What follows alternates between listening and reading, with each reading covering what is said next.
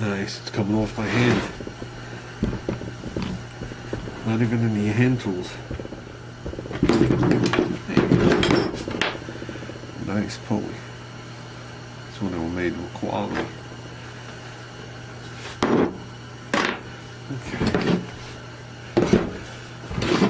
Oh, I forgot the pan tool and everything again. Okay, let's move on. Okay, even I'm surprised on how clean it is. I mean, I wiped off the oil residue.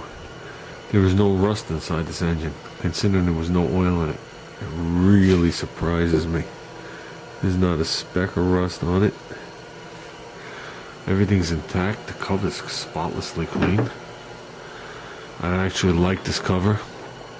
This cover in the long run might get cleaned up and go on the other bike, only because of that thread setup. It might work out for the sprocket. But we'll see. We'll see. Okay, there you go. See the connecting rod difference, guys? As opposed to this one. So let's bend those tabs over and get this bad boy out. Here's the bottom of the cap. That looks good to me for a 51-year-old motor. One little line in it. The motor gets used in the future. It will be taken apart and resealed. I popped this up, and I'm going to tell you right now, the rings look good, except for the fact that they're lined up. That's not a good thing. But it's a one-piece, whatchamacallit, oil control ring.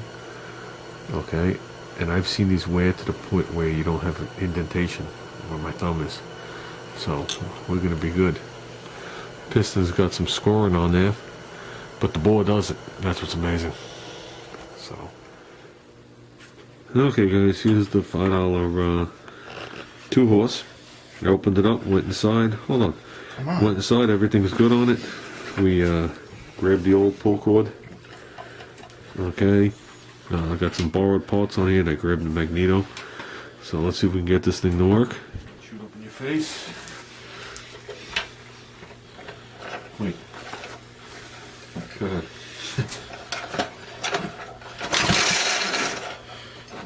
Right there? Yeah.